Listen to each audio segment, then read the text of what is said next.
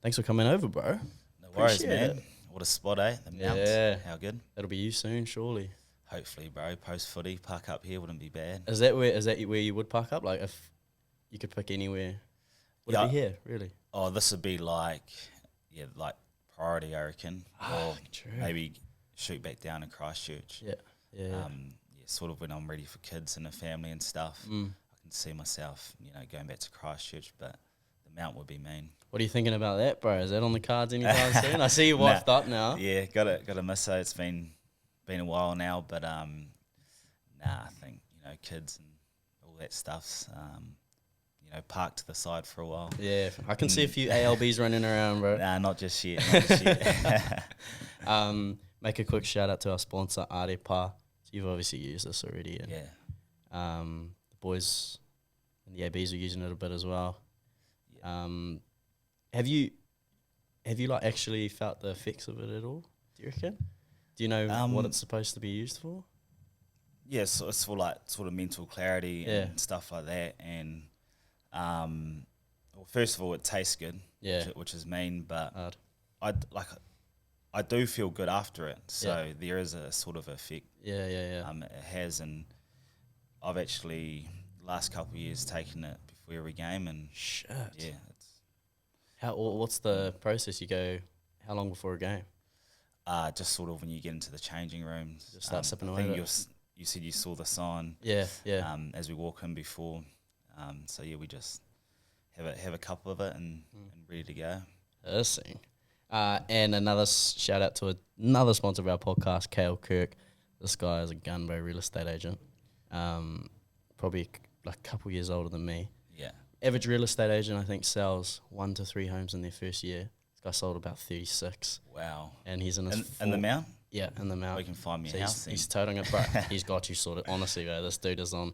He's in his 4th year now. He's already in the ranks of like one of the top real estate agents around here. It's unreal. 4 years. He's like 26 or something like that. Whoa. He's on track to sell about 120 homes this year. So he's changing the game. Yeah. I'll throw up a quick video now. This renovated character villa is ready for you to move right in. Welcome home.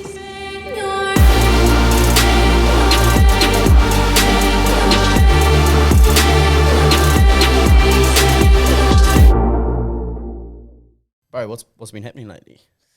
Talk to me, bro. There's a lot going on at the moment. Yeah. So, what is it? 2.5 weeks ago, dislocated my shoulder, and the decision was to get surgery.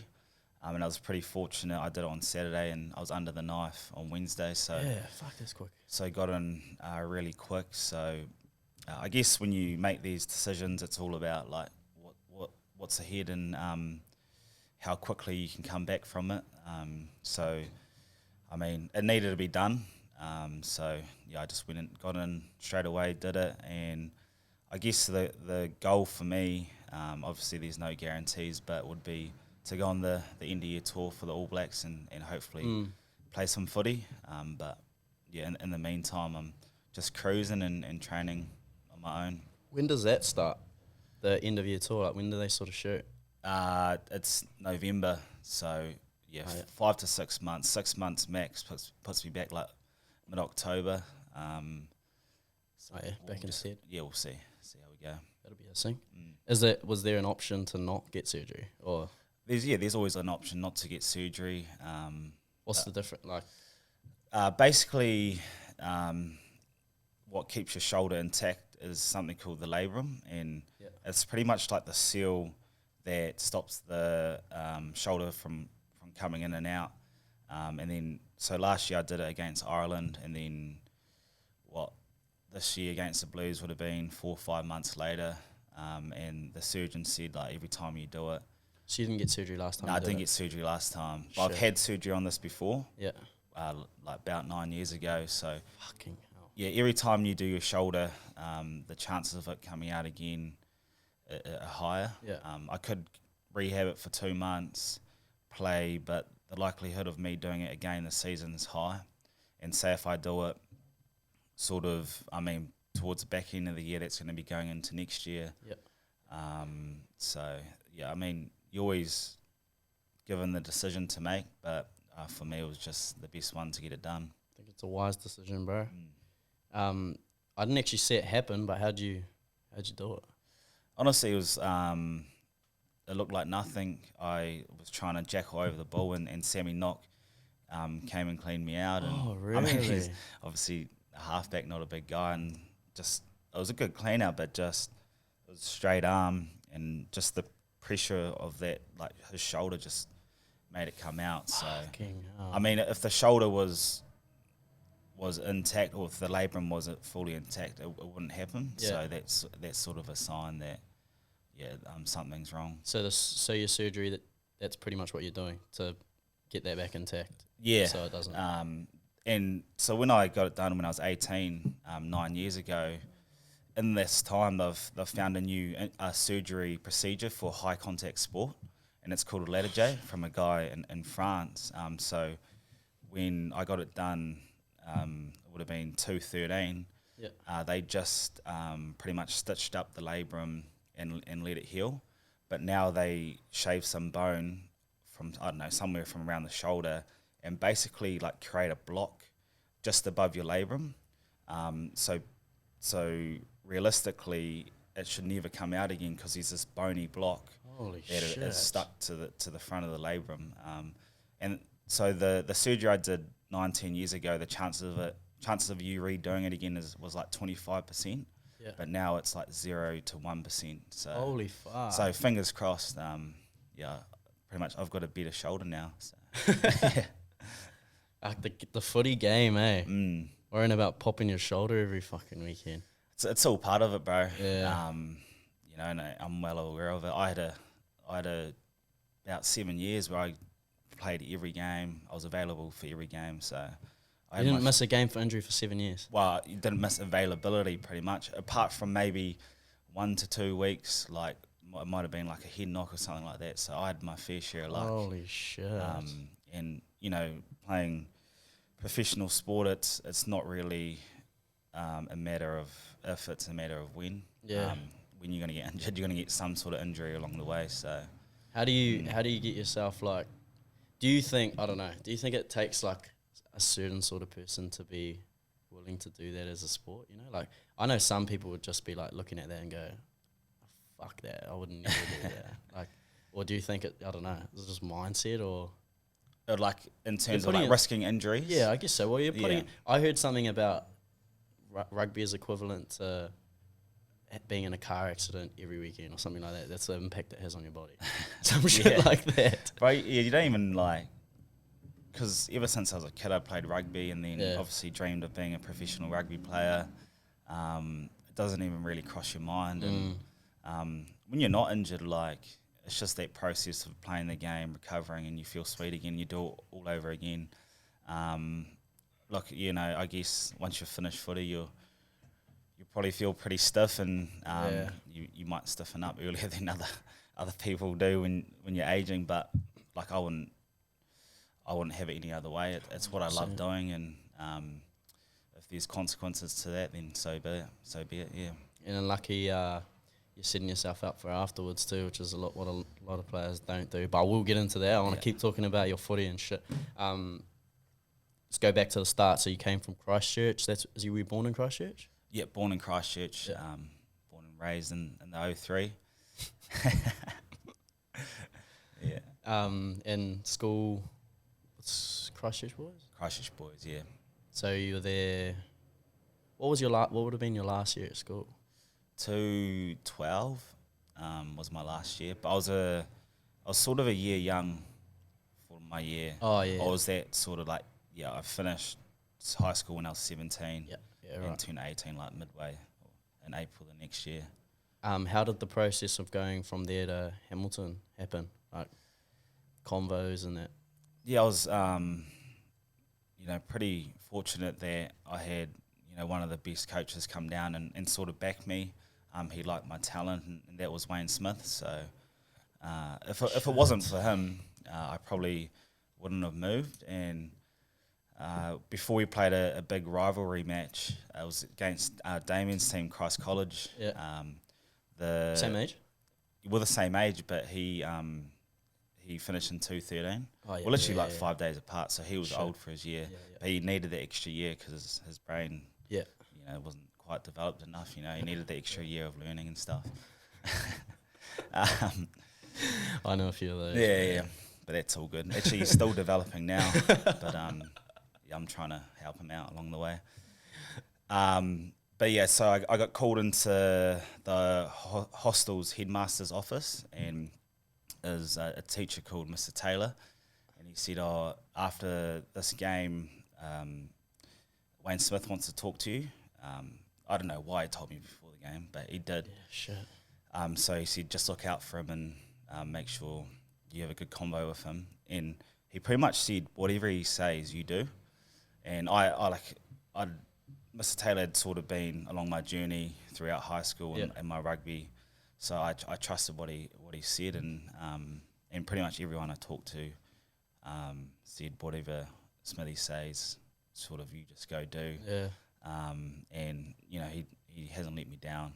I'm extremely fortunate to have someone like that back me, because he's the mastermind. Yeah. Did I just see he's coaching the women's now?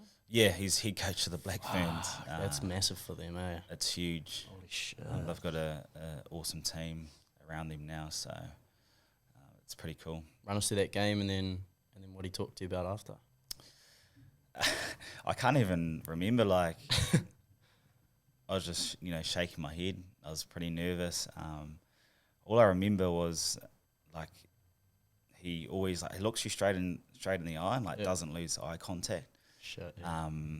And sort of being half Samoan, when you talk to your elders, you don't you sort of bow your head, like you don't want to make that eye contact. Yeah. So I found that quite awkward.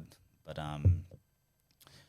the coolest thing was he come around the next day and come around to visit my parents and my brother and myself, and we sat down and talked for about an hour and a half, and it just shows the man he is, how down to earth he is as a person, but yet he's one of the greatest coaches rugby's seen. Yeah. So yeah, that's pretty cool. So did he? What did he go? Did he say, "Come down"? Like, did he just throw something straight on the table for you, or what? What was he at that time? Was he coaching the Chiefs? He was assistant coach at the Chiefs. Fuck, so it wasn't even like straight soup. yeah. And what did he say to you? Like, basically, he just wanted to sort of get to know me, and talked about why he likes me as a rugby player.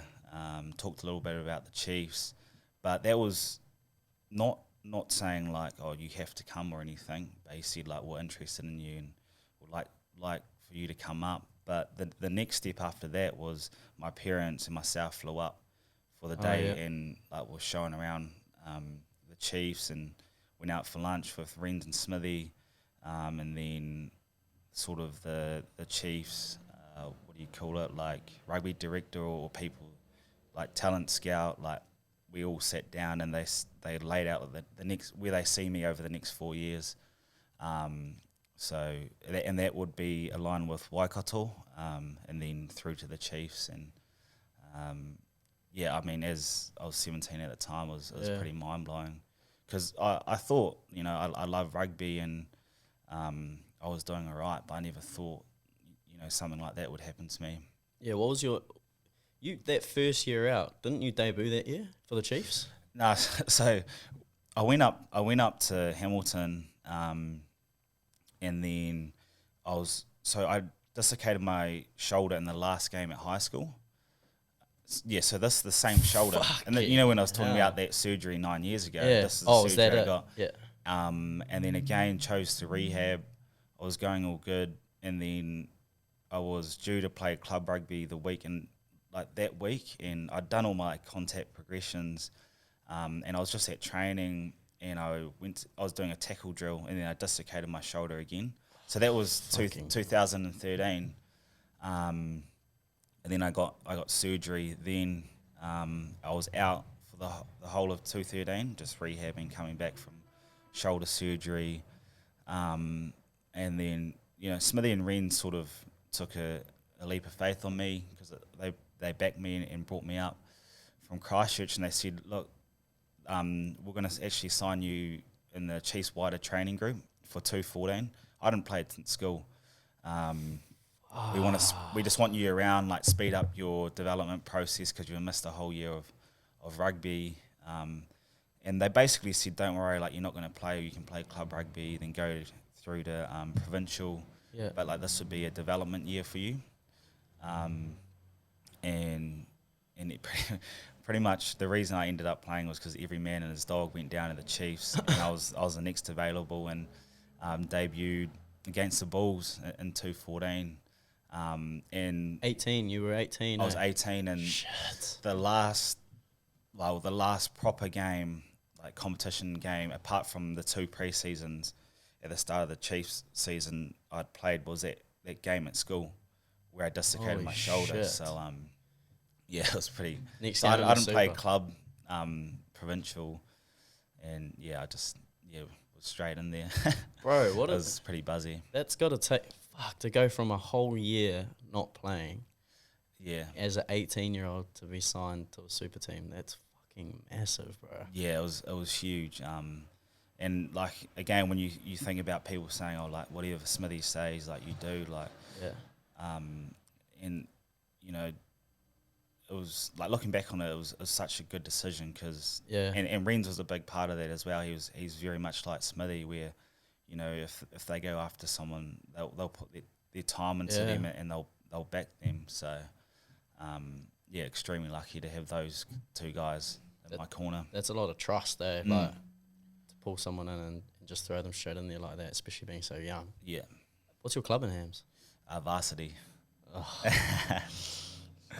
It's a great club. We're just gonna stop this potty. I was at Marist when I was over. Oh yeah, over that's a in shame. What's your heritage, bro, in Sa? My my villages. Yeah, because I think I heard you do a potty with Artie. Was it Artie? Did you Yep. do a potty with Artie? Yeah, yeah. And I think you said your village, and I'm pretty sure, I think if it's the one I'm thinking of, it's the same as my. Is it Sinamora? Oh no, I think that's Artie's. My right. 2 is La Luvaya, which is like quite central. Oh yeah. And then Lotofanga, which is out by the beach. Right. But I'm pretty sure it was Artie who's Oh yeah, that's my nana. That's Oh, where cool. she's from, which is yeah, pretty crazy. unreal. Rolling into that first year of like full super, how were you feeling? Like going into an environment, being a young fella, like around. I'm guessing you were around all your heroes of the game, pretty much at the Chiefs at that time. Yeah. Coming in as a young buck, like, were you confident? Were you shy? Like, what was? Yeah, no, definitely shy. Yeah. Yeah, I guess like I was 18, and these are the guys I'd looked up to, and I honestly believed to play super or be in one of those squads, you had to be Superman, and I definitely didn't feel like that. So for me, it was crazy to sort of be rubbing shoulders with guys like that. So yeah, it took me a long time to feel comfortable in that environment. Not because they didn't, like they made me feel so welcoming, but because personally, I guess I didn't feel like I should really be there as an 18-year-old kid, and probably especially because I'd been injured for a year. Yeah. So yeah, it took me a while to find my feet. Did that change a little bit after you got your first game? Not really, because I didn't have the best first game or best debut game for the Chiefs, and I guess for me that was like a chance to prove myself. Yeah. So I mean, if I played well, I probably would have felt like, you know, now I deserve to be here, but it didn't quite happen like that, and I probably went the other way where I started to struggle more. But when you think about it, and this is why I've got so much sympathy is probably not the right word, but you know, for young kids coming through, because you know, I know how it was, and you know, you're 18 years old, and like the pressures and the expectations and all the stuff going through your mind is, you know, is massive, and that's what people don't really understand. Like 18 years old, your mind hasn't developed. You know, if you're not playing footy, you're probably off to uni, and pissing out with your mates, you know, Wednesday, Friday, Saturday. But the path that rugby takes you down is an awesome one, but it's at the same time challenging. Yeah. Did you remember sort of ways you dealt with that pressure? Like, because I know, I would say things have changed a lot in terms of like support around that. Yeah. Than it was probably even like 5 years ago. Do you remember like how you sort of dealt with that sort of stuff? Yeah, I didn't deal with it well at all for the probably first couple of years. I just let it, you know, sort of just boil up inside of me. I didn't want to tell anyone, you know. Yeah. I was like, well, first of all, I don't feel like I fit in, and then you question like, am I meant to be here? And then on top of that, you don't want to go tell someone about this stuff because you're scared. Like, you're like, well, I don't feel like I fit in, and if I tell someone, like, what are they going to think? But like, from what I know now, like, I would actually, you know, tell people and get that help. But like, when you're experiencing that for the first time, you don't know. Like, there's a lot of questions in your head. So I chose not to tell anyone. Do you reckon the young bucks now are doing it a bit different, or you reckon it's? Yeah, I think environments have changed where, you know, it's, I guess when I first went in, it was very much that hierarchy sort of thing. Yeah. And you did your time. Not that people were like mean or like not welcoming, but you knew your place. And I think this is where rugby's try to make that shift, is where, you know, it's inclusive and everyone can have their say. Yep. And you know, young kids these days aren't shy, like, which is good, which is a good thing, because it's like, I love seeing them being themselves and expressing themselves, because that's what it's all about. And at the end of the day, if you can just be yourself and express yourself, and that's okay, then I reckon that's going to flow into your rugby, and you're just going to be playing good rugby. Yeah, I've heard a lot of people talk about it too, the difference between even little things like how social media is perceived with like young bucks and that now. Like, say back in the day, if you posted a photo of you like playing for the Chiefs or whatever, and you'd get bagged up for it for being a young guy, and like now it's kind of accepted, or like, you know, it's not as looked down on sort of thing. Like, you're not unhumble or whatever you want to call it, whatever they call it. Yeah, for sure. You're right, definitely right in that aspect, because like, I remember, it's still ingrained in me. Like, I'm sort of like, every time I post, I'm like, does this look hot dog, or like, you know, really, you know, just things like that. It's just so ingrained in me. Yeah. But it's good to see those shifts are being made. Yeah. But you're right, like, because, you know, there are things in rugby where like it's so ingrained in me. Even like when a young kid talks, it's like, oh, like, I'd never think of it. I didn't talk for like 3 years. Yeah. You know, but then at the same time, it's like, geez, that's awesome. Like, it's good to see them having their say and speaking up, because that's what we want. Well, on that, when you're talking about hot dog and that, bro, that's not even to do with just the rugby environment, but like New Zealand, Kiwis, bro, holy fuck.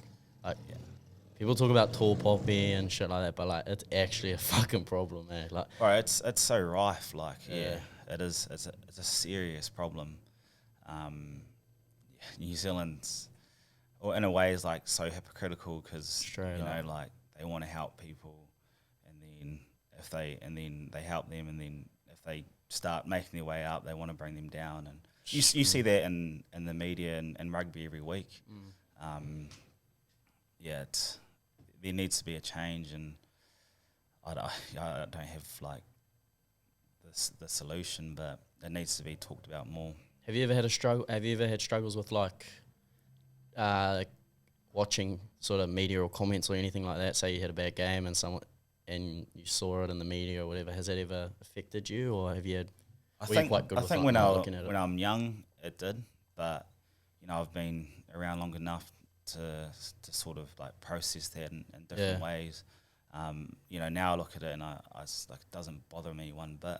The thing that does bother me is when when it affects family members and friends and like your partner, that's when it's tough to see. But like for me as a person, like them being pissed off at it, sort of thing. Is yeah, because I guess like for me going through it, you've processed it and you can deal with it. But I think that's what people forget is New Zealand's such a small place, and when you're making those comments, I mean, like just I think you just got to think how it can affect people, because like someone's bound to see it.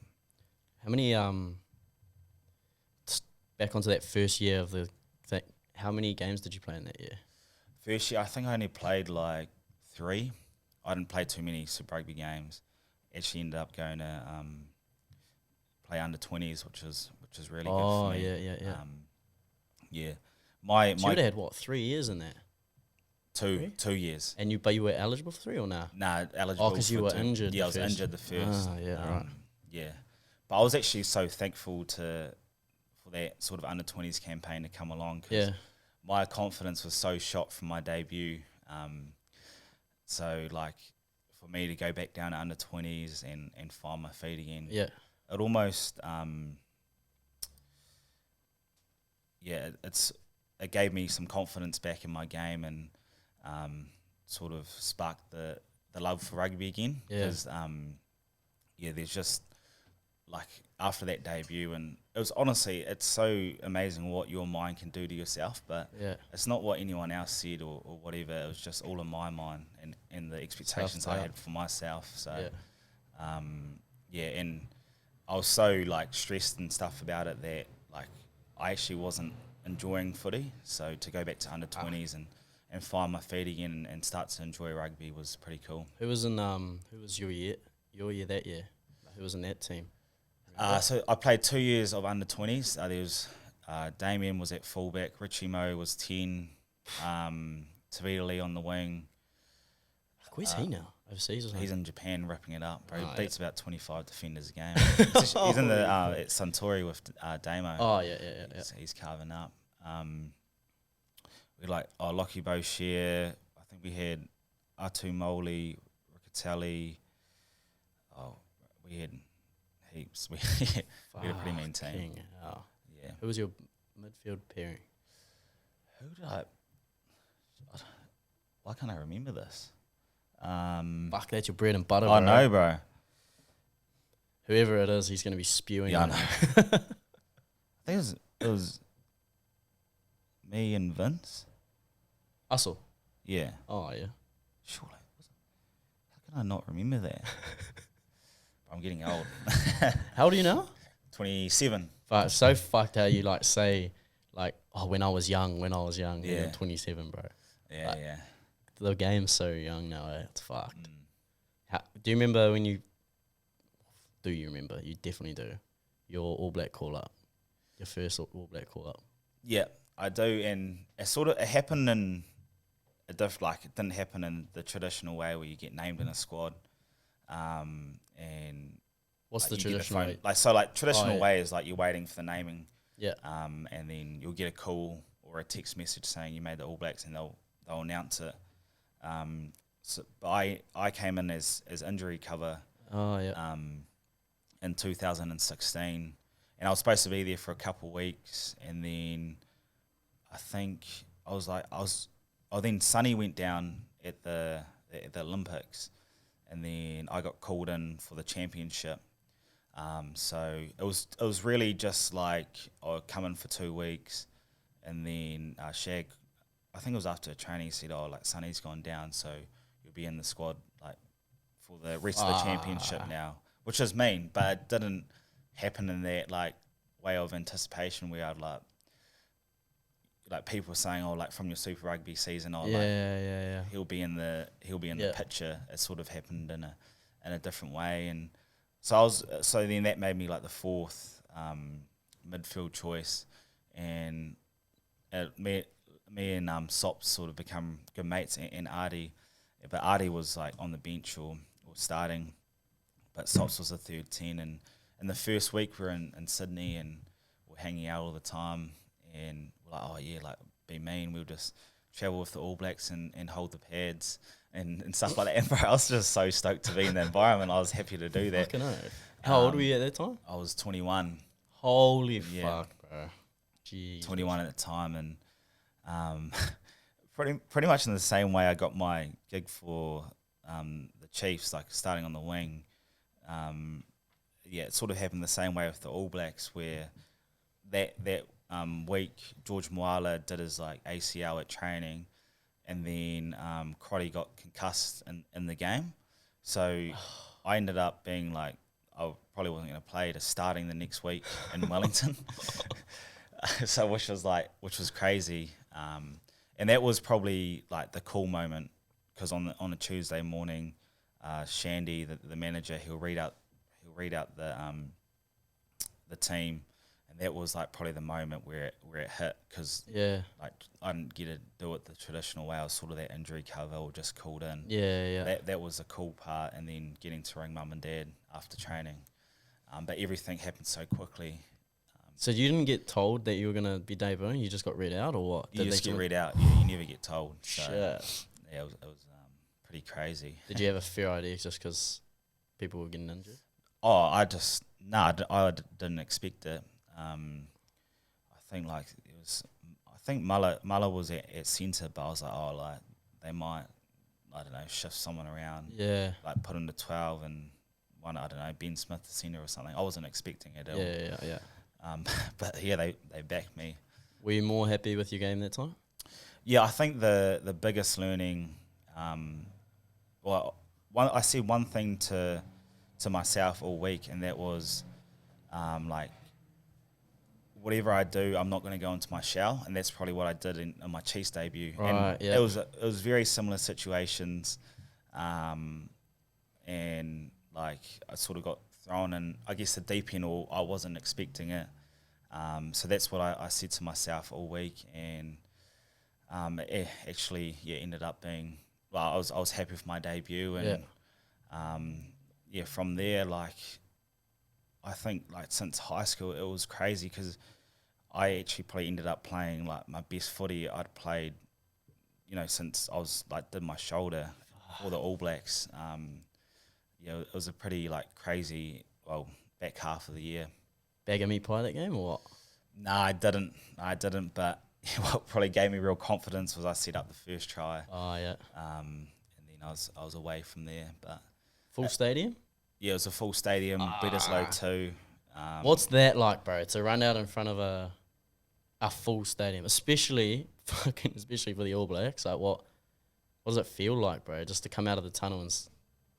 Oh, bro, I mean, especially for the first time, it's crazy. Like, there's all sorts going through your head. Yeah. You like run out and you're like, holy shit! I hope I didn't drop the ball or something like that.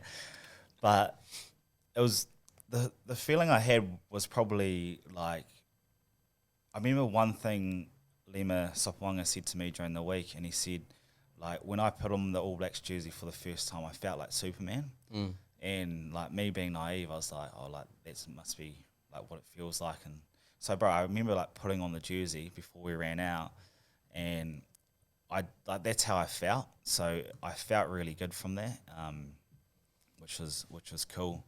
And then I remember like Rito, Kieran Reid, he come up to me and said, bro, we've got your back, like just go out and play. Like that gave me real confidence as well. It's amazing what those like small comments can do for you. Yeah. And then you just ran out obviously in front of a massive crowd, and there's, all sorts of emotions like going through my head, and then you sing the national anthem.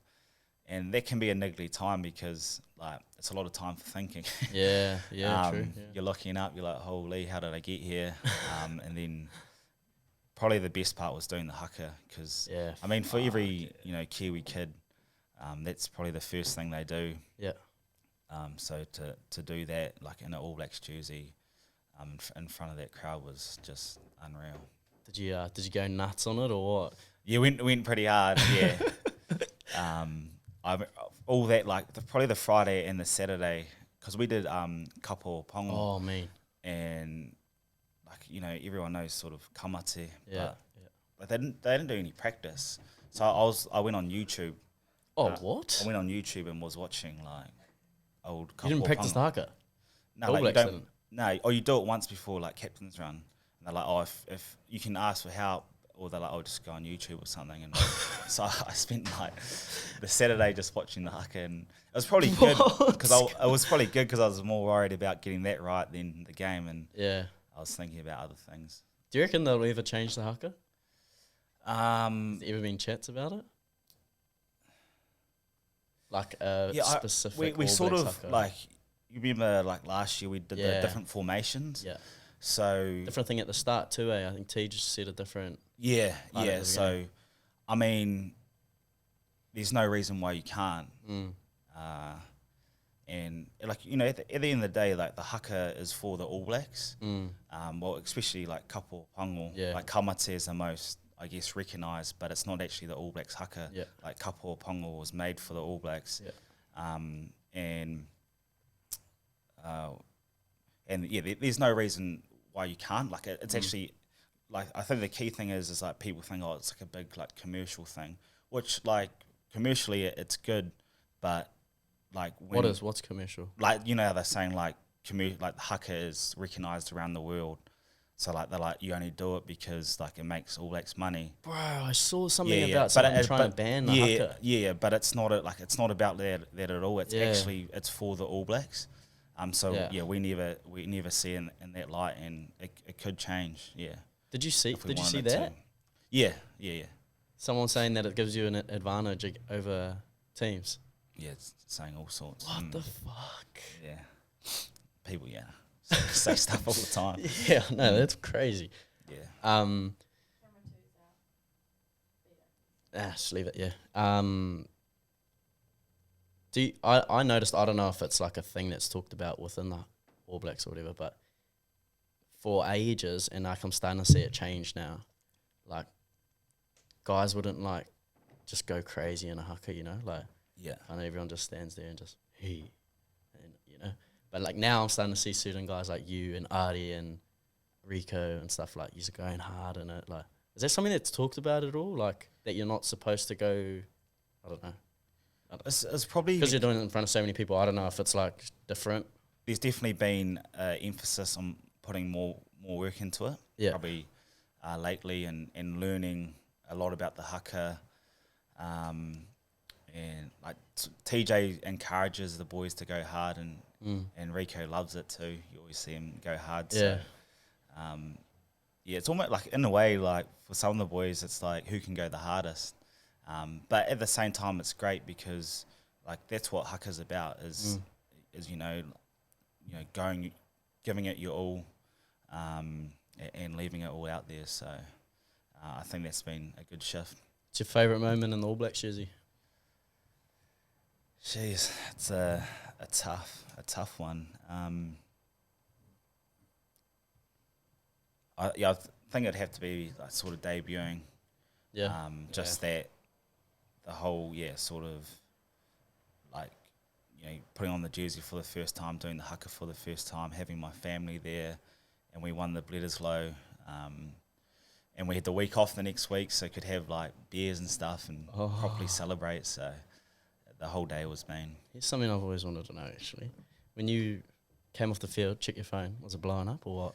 How many followers had you got after your first AB's game? Yeah, it was blowing up.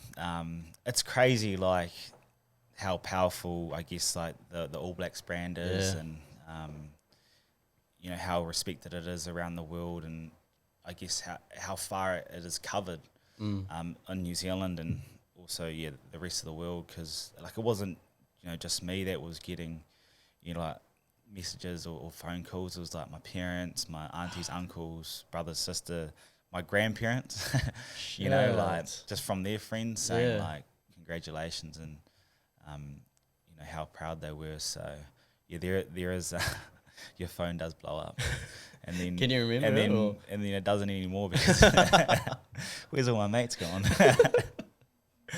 No. This fast forward, obviously, bro. Footy's massive. You've probably talked about footy heaps on the different things you're on, but I want to talk about this business that you're running now, because bro, to go into like a pretty saturated market and I'd do what you guys have done already is fucking hissing. Like, where did the idea come from? How was Grins born? Yeah, I've got to, most of the credit should go to Beaver. Right. So he did a lot of the nitty gritty and sort of got it to a point where it could actually happen, and then told us about it, and a couple other guys and behind the scenes, and that's where it all started. But then again, so we launched November last year. Shit, is that all? I think so. Yeah. Fuck, it feels like it's been so much longer than that. So it hasn't been long, but the process started in January, and then Damon and I were obviously playing a lot of rugby, so Beaver did a lot of the grunt work to get it off the ground, along with a couple other people. So, we're extremely lucky that he did that work and was willing to, and then I guess once it's up and running, it's a little bit easier, and then Damo and myself, we chip in now and again, and I guess we sort of face it along with Beaver. He's kind of the the director, I guess. Yeah, pretty much. Did it go better than you expected it to quite quickly? Yeah, we didn't really know what to expect. Like you said, it's a saturated market. I guess we knew we had an advantage through playing rugby and having a platform, but like for us, it was sort of a let's give it a go, and if it doesn't work out, like at least we've tried. Yeah. We put a bit of money into it, but nothing that was going to tip us over. Yeah. It was just, I guess in the scheme of things, a smaller investment, but a high risk one. And then over the summer, it sort of cranked. So, we're happy with time to launch. Yeah, happy with it to this point, and it's been cool to do something other than footy. Yeah. And probably realising, how hard it is to run a business and get everyone aligned, and how much stuff there is in behind the scenes has been eye-opening. And if it was to fall over, I'd say, well, at the end of the day, it probably was a good investment through the learnings we've taken already. Yeah, what's one of the main things you've learned so far being in business? Probably the one key takeaway is it's hard to align everyone's opinions. Okay. Yeah. And I think, if everyone's opinions were aligned, then it would be really efficient. But obviously when you like something and someone else would prefer something else. Yeah. So that, I think there is sort of, it needs to happen, but there is wasted time. But then also opinions being challenged is also needed, because it will make things better. But yeah, business with friends is funny, because obviously you got that friendship, but you do also when it comes to business and money and stuff, it's a little bit different. And I guess there can be moments where it's you're not friends, and then, I guess at the end of the day you are always friends, but it's because business gets in the way. It's a high stress thing, but what I've always thought is, do you find a lot of translations between footy and business? Talk about hard, say, opinions, right, for example, and challenging each other's opinions and shit like that. You do that shit on a daily basis, right? Yeah, true that. No, you're so right. I think, in any success, it will carry, very similar values, but in different ways.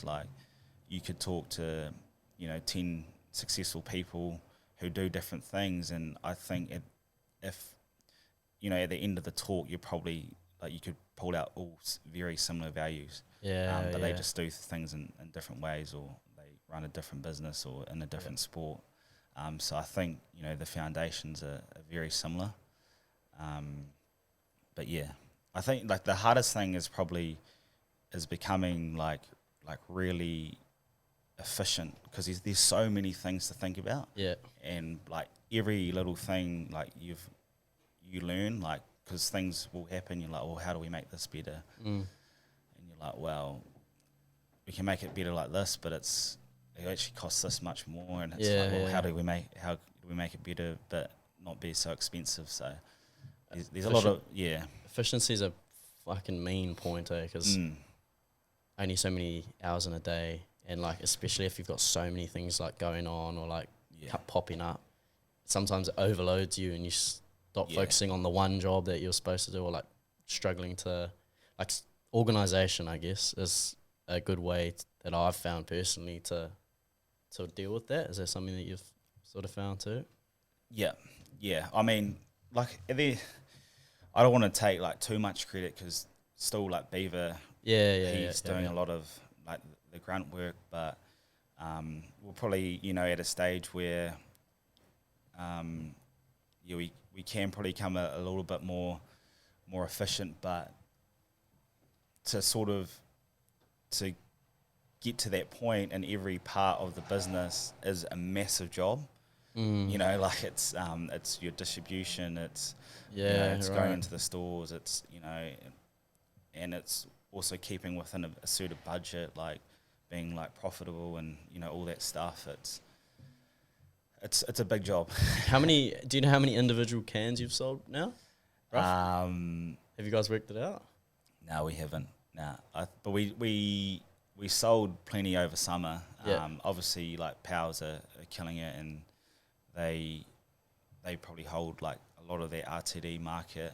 But I think over summer our sales was like second to Powers, which was pretty cool. Like in the RTD market. Yeah, like we sold over like 100,000 litres. Our first run was 100,000 litres, which a lot of people wouldn't do. What would that be? 100,000 litres. That's like... That's a 330 mils? Yeah, it's like about 330,000 boxes. 33,000 boxes. Shit. Yeah. And you push through that how quick? Just through summer? We got that through summer, which was good. Holy but it's a massive drop. Yeah, so... How'd you come up with the flavour and the taste of it? Like, who... We went to this place in Auckland called Pacific Flavours, and they just tried out like different, I guess, you know, flavours. Yeah.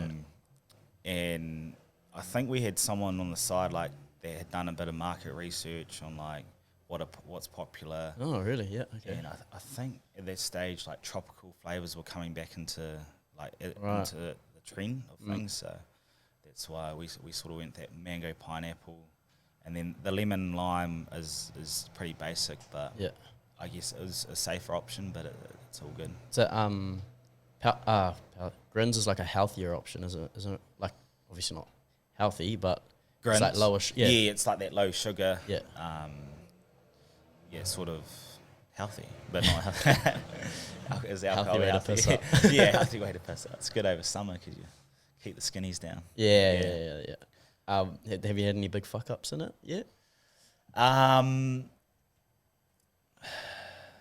We probably, like, one thing that we've struggled with was like distribution and like trying to, distribution's like really hard and really expensive. Yeah. And the best distributors in New Zealand are the most expensive, and they take like a lot of your profit as well. So obviously they'll get it there on time, or like they can pump it out, but it's almost not sustainable to use them at the start until you're up and running and got a certain amount of orders, because like to sort of try get that deficit back it takes such a long time, and it's a risk.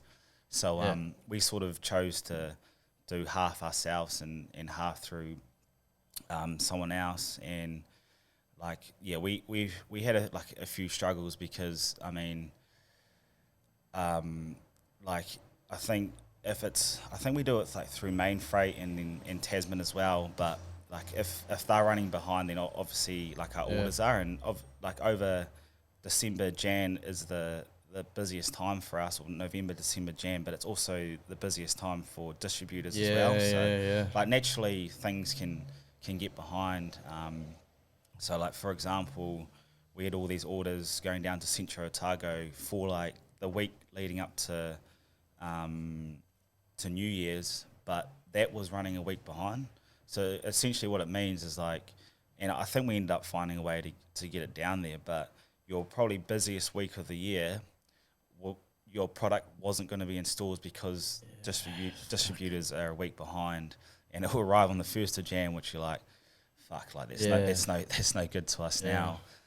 So there was one thing about distributing like grins around New Zealand, and the other thing is like making sure your product turns up like it should, like, and you like not like mangled and stuff like that, and you'd think it would, but it doesn't always. That's Like so we've had like a bit of trouble. Like we had a lot of, especially broken cans in there as well. A lot of like more like boxes like mangled and stuff like that. I don't know like why or how it happens, but I guess, I mean, like if it's not your product, like and you don't really care as much, especially if you're under the pump. Yeah, exactly. So I remember going to a couple of liquor stores around here around I think it was New Year's time. Yeah. And like heaps of them were empty, bro. And we kept going, oh, do you guys have any of the grins actually was one. Do you guys have any grins? And they're like, oh, we're literally like we've been waiting for our shipment for like the last how long, and when it came last week, we only received like a quarter of what we ordered. Yeah. So like all that stuff is key, you know. It's key to, I guess, the business thriving. But that's all learnings for us. 100%. We've never been in this space before. Thrown in the deep end again. Yeah. It's a common theme here, bro. Yeah. So but those are the great learnings, like that you get from, I guess, you know, taking this on and doing a venture like this. So yeah, we're certainly still in the growing stage, like for grins, and there's a lot like we want to change, but it's just going to have to happen over time. And probably to point out as well is that like we've only got one full-time employee, and like he basically just goes around stores as like like an agent. Like that does that. But other than that, like everyone else works, and like this is the side job. Yeah. So like in terms of like there's no one actually spending like 5 days a week on grins. Well, Beaver does, but he's also on the radio and he does TV stuff, and he's got 3 kids, so he's busy as well. But we're pretty lucky to have him. And Damo's in Japan. Yeah, that's fucking can't do fuck all. He's just got his feet up, so we'll get him working when he's back. The name it's shit. The name itself. Fair idea. It's I think it's a pretty obvious one. It's come from Damien smiling when he kicks. Honestly, I don't know why, but we thought it'd be a great idea. Bro, it's a good name. Like it just grins, it just I don't know, it clicks, like, you know, it just sounds like a drink. I don't know, I can't explain it, but what about the logo? The logo is so you got the beaver, so Stephen Donald nicknamed the beaver, and then it's a beaver. Yeah, it's a beaver. See, a lot of people might think it's a dog and stuff. So that's where we can get a little bit better, you know, making in the marketing world, getting that message across to people. And then I don't know if it's on the hat. It has a mullet. Oh, I can't take it off. Yeah, it does. Yeah, it's got a mullet, which is like Damo because he's had a mullet. Oh yeah. And then they didn't really have anything for me, so fuck. They like so the company who created this beaver was like, oh, Anton can be the swag. So they've got beaver obviously is Stephen Donald. They got the mullet for Damo, and then the added swag. The added swag. I don't want to say I'm like suave or swag, but yeah, it'll do. Take it, bro. Yeah. Anyway, is overseas on the cards for you at some point, or what? Go in some coin. Yeah, but like sort of my mindset, like around like New Zealand is like I'll give my all until it's not enough, and you know, I'm very aware with the amount of talent we have in New Zealand, but you know, I love Waikato, I love the Chiefs, and I love being a part of the All Blacks. But obviously there's no guarantees, and there will be a right time for me to go. Yeah. But yeah, I guess like my main goal would be to go to the World Cup next year.